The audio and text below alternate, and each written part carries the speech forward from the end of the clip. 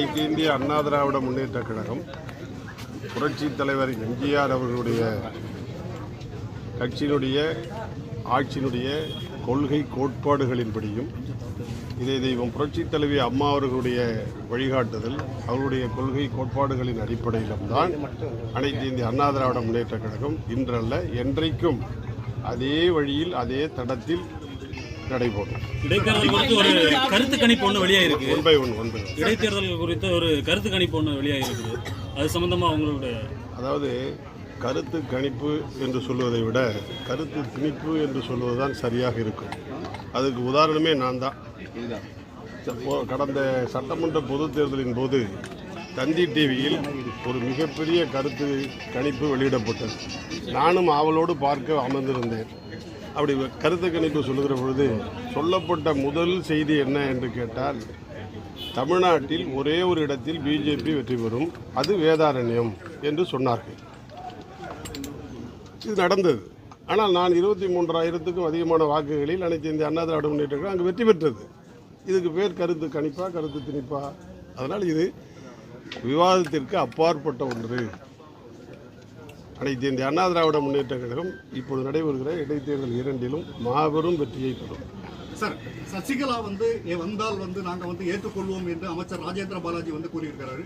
இதை பற்றி நீங்கள் என்ன கருத்து இருக்கு? அதாவது எப்பயுமே கண் முன்னாடி இருக்கிற ஒன்று தான் பேசணும். வராதவங்களை பற்றி எதுக்கு பேசுகிறோம்? அதனால் வரட்டும் பேசும். இது என்னுடைய கருத்து. இது என்னுடைய கருத்து.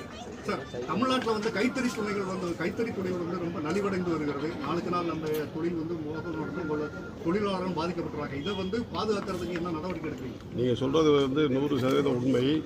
கைத்தறி என்பது நலிந்திருக்குல்ல, நலிந்து மெலிந்து இருக்கிற மக்கள் விரும்புகிற அளவுக்கு சிறப்பாக இருக்கக்கூடிய துணி தான் அது.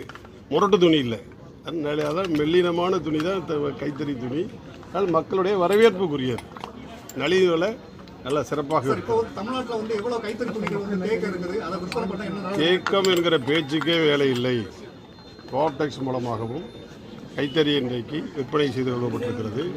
ஆண்டுக்கு கிட்டத்தட்ட 270 கோடி ரூபாய் அளவுக்கு விற்பனை ஆகி கொண்டிருக்கிறது. 300 கோடியாக உயர்த்த வேண்டும் என்பது எங்களுடைய குறிக்கோள். அதை விரைவில் எட்டுவோம். தொடர்ந்து எடப்பாடி அரசு பதவி இறங்கிவிட்டு மீண்டும் தேர்தலில் வெற்றி பெறட்டும் அப்படின்னு தொடர்ந்து குற்றச்சாட்டு பண்ணிட்டே இருக்காங்க. அதாவது திராவிட முன்னேற்ற கழகம் நாடாளுமன்ற தேர்தலின் போது பொய்யான தவறான வாக்குறுதிகளை அள்ளி வீசி வாக்குகளை பறித்தார்கள். இப்பொழுது அவரால் எதையும் சொல்ல முடியவில்லை. எதையும் தருவோம் என்றோ கொடுப்போம் என்றோ அல்லது பெறுவோம் என்றோ அவரால் சொல்ல முடியவில்லை. அதுபோல் இன்றைக்கு மைனஸில் இருக்கிற அவர் எதையாவது சொல்லித்தான் தீரணும். அதற்காக பிதற்றுகிறார் என்பதுதான் எங்களுடைய கருத்து. தமிழகத்தைச் சேர்ந்த பல அமைச்சர்கள் சிபிஐ வருமான வரித்துறை ஆய்வுக்கு உட்படுத்தப்பட்டு அவர்கள் பேரில் ஆரம்ப கட்டத்தில் ஒரு நடவடிக்கை எடுத்தாங்க. ஆனால் இப்போ காங்கிரஸ் சிதம்பரம் பேர்ல எல்லாம் நடவடிக்கை எடுத்துருக்கும் போது அதிமுக அமைச்சர்கள் மீது மட்டும் நடவடிக்கை எடுக்காமல் இருக்கிறதுக்கு என்ன காரணம்? உங்கள் கேள்வியில் ஒரு சிறு மாற்றம் நீங்கள் செய்துக்கணும். விசாரணை என்பது வேறு, எஃப்ஐஆர் ஸ்டேஜ் என்பது வேறு, சார்ஜ் ஷீட் நடவடிக்கை என்பது வேறு, நீதிமன்ற நடவடிக்கை என்பது வேறு. நீதிமன்றத்தில் தண்டனை அளிப்பது, தண்டனை பெறுவது, அதற்கு பின்னால் உறுதி செய்யப்படுவது, சிறைக்கு அனுப்பப்படுவதுன்னு பல ஸ்டேஜ் இருக்குது. அதனால் நீங்கள் விசாரணையிலேயே குற்றவாளி அப்படின்னு நீங்கள் சொல்லக்கூடாது. சீமான் ராஜீவ்காந்தி கொலை சம்பந்தப்பட்டு ஒரு கருத்து தெரிவிச்சிருக்காரு. அது பெரிய எதிர்ப்புக்குள்ளா இருக்காது. நீங்கள் எப்படி பாருங்க? அதாவதுங்க, என்னை பொறுத்த வரைக்கும் என்ன சொல்லுன்னு கேட்டிங்கன்னா, சீமானை பொறுத்தவரை வாய்க்கு வந்தவற்றையெல்லாம் பேசுகிற ஒரு மனிதர். அவர் இது மட்டும் இல்லை, இதுக்கு முன்னாலேயும் பல்வேறு கருத்துக்களை முரட்டுத்தனமாக பேசியிருக்கிறார். அதெல்லாம் கவனிக்கப்படாமல் விட்டாச்சு. இப்போ தான் அவர் பேசியிருக்கிறது குறிப்பிட்ட ஒரு தகவல் இப்பொழுது எல்லோருடைய கவனத்திற்கு வந்திருக்கிறது. அது குறித்து சட்டப்படியான நடவடிக்கை மேற்கொள்வார். சட்டப்படியான நடவடிக்கை எடுக்கப்படுவார். சமீப காலம் மட்டும் நாகரிகமற்ற அரசியல் நடந்து வருகிறது அப்படின்னு சொல்லிட்டு துரைமுருகன் ஒரு குற்றச்சாட்டு சொல்லியிருக்காரு. அது உண்மையா? அநாகரிகத்துக்கு சொந்தக்காரர்களே திமுக காரர்கள் தான். அவங்க போய் இதை பற்றி பேசலாமா?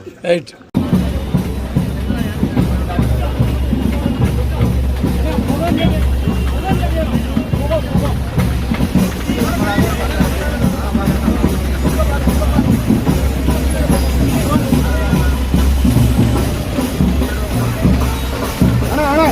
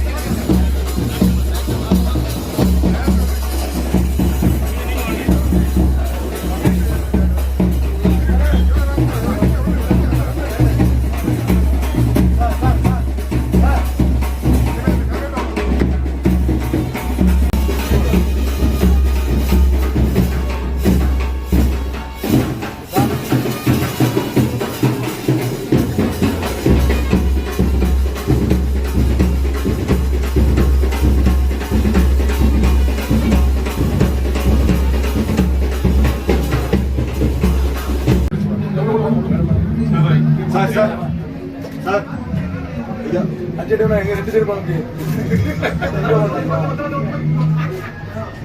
ஐயா அங்க ஐயா ஒரே ஒரு வாட்டி ஐயா போட்டோ